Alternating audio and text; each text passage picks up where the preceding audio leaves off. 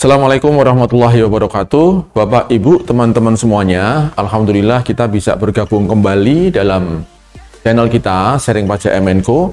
Yang kali ini saya akan menyampaikan satu tafsir atas beberapa waktu yang lalu yang menurut saya kurang pas ya. Jadi ada teman saya gitu ya, teman konsultan pajak kita juga menafsirkan bahwa ketika sudah ikut PPS yang skema 2, ternyata katanya masih bisa dilakukan pemeriksaan.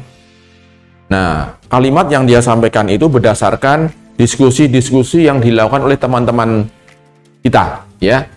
Jadi silahkan kita bisa berpendapat. Ya, saya pun juga punya pendapat yang berbeda, boleh-boleh saja. Dan mudah-mudahan pendapat saya ini yang sama lah ya, sama dengan pendapat dari Direktorat Jenderal Pajak. Ya, jadi yang mau saya bahas adalah ikut PPS skema 2 masih bisa diperiksa atau tidak. Ya. Nah, sekarang kita bisa lihat nih pasal 11 ya di PMK 196 yang mengatur ya pelaksanaan tentang PPS ini. Pasal 11 mengatakan kalau sudah ikut PPS skema 2 ya, maka DJP tidak akan menerbitkan surat ketetapan pajak.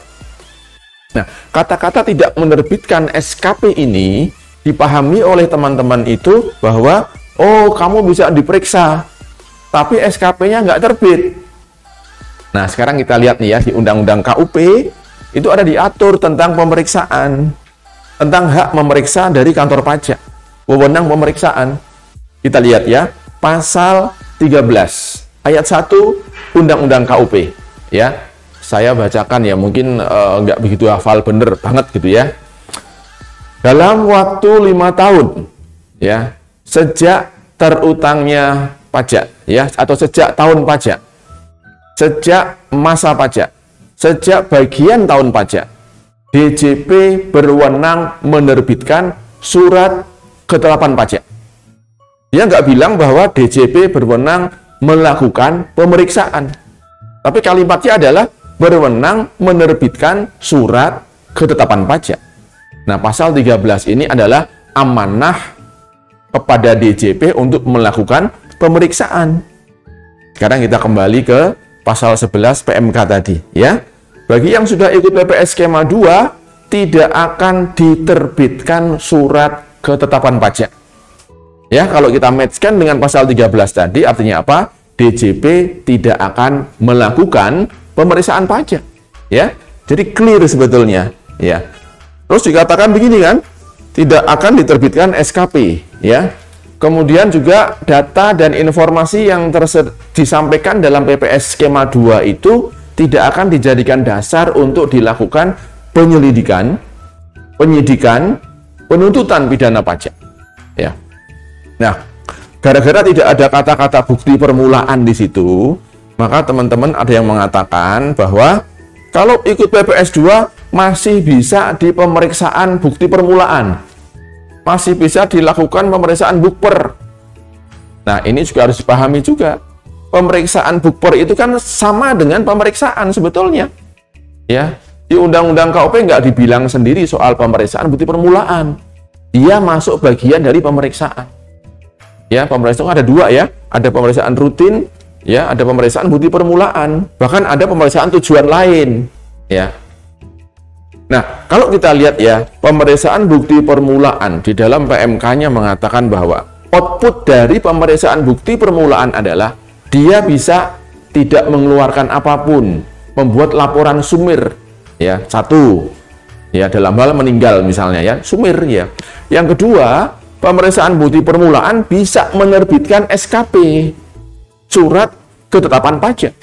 Dalam hal apa? Dalam hal memang tidak ada indikasi pidana pajaknya, tetapi ada pokok pajak yang belum dia bayarkan, terbit SKP. Ini kan pasal 13 juga. Ya. Jadi pemeriksaan bukper itu bisa mengeluarkan SKP saja tanpa melanjutkan ke proses penyidikan, ya. Nah, yang ketiga, output dari pemeriksaan bukper itu adalah bisa diusulkan ke penyidikan.